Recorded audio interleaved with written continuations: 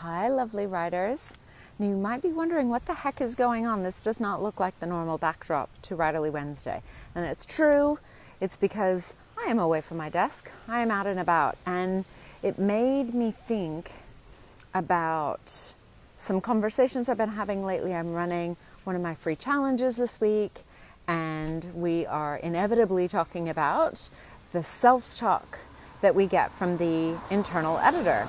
Sorry for any extra noise, can't do anything about it. But oftentimes when we just simply listen to or know that that self-talk is going on without getting it outside of ourselves, we can really get down. And that's one of the things that's so challenging being a writer. You aren't writing necessarily because it's really easy. In fact, I don't know of a single writer that says, I'm doing this because it's super easy and a stress-free path, and I always know what to write and I always know the best way to say things. So I wanted to share with you today some things you can do when it starts to get tough, because it inevitably will. Even when, and even if I give you tools to make your path smooth, there will be times that you feel like you've lost faith, lost a bit of confidence, don't know why you're doing it, don't know what people will want to be reading. And so the two biggest tips that I have today, and only two, one are similar to what I'm doing. You can see this is a streetscape, right? I'm taking a walk. I'm getting up from my desk. I'm moving my body. And I'm not doing it simply to escape what I should be doing with my writing, but I'm doing it really intentionally. I'm getting really quiet. To be honest, I'm not listening to music. I'm just walking around. I'm noticing things. I'm feeling wind on my body. I'm noticing that there's a lot of smoke haze because, Australia is really copping it right now with bushfires.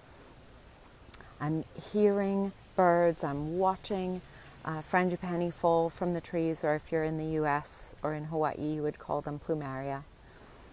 I'm watching people walk their dogs, or young couples hugging and laughing, and I'm just taking it all in, right? Sometimes we need to get up from the desk and walk around to feel re-inspired and reinvigorated. We're not running away from our problems. In fact, I think this is a really common thing I've talked about before, and it may be a Tony Robbinsism. Even if you don't love Tony Robbins, that's fine. But one thing that he says, whether it's his or not, is motion changes emotion. And believe it or not, these stories that you are telling yourself, or that your internal editor is telling you, are all wrapped up in emotion. Generally emotion of fear, of not being good enough, not doing well enough. And we need to break that cycle. So go take a walk, have fun, bounce, and do it intentionally, not because you're trying to escape a challenging writerly session. But there's nothing wrong with getting away from the desk for a while. And number two is something that I was sharing last night. I haven't come up with a cute name for it yet, but what I want you to do is start to keep note, whether it's an electronic file, notes on your phone. Better yet, actually write this stuff down and put it in a beautiful canister or in a beautiful keepsake box. I want you to write down successes. I want you to write down times that editors or other people have said, wow, your words really moved me, or damn, I didn't know you could write like that, or that was such a beautiful passage you wrote, or you've won a contest, a writing contest, or you had something that you submitted accepted, or you just had somebody in your family say, thank you so much for writing that really beautiful, heartfelt letter. All of those are successes, and in those times where we start to lose faith or a bit of confidence, we need to remind ourselves that we're writing for a reason. The reason is often because we want to share our story or a story or something that we think needs to be out in the world, and we want to connect. And I guarantee you, if you are watching this right now, you have connected with people with your writing, whether it was an email, a text, a tweet, a novel, a how-to book. in some way, shape, or form, you have had success, and I want you to start collecting your successes because we have such a hard time focusing on those. I want you to have one place that you keep all your successes, and you can go back to it time and time again.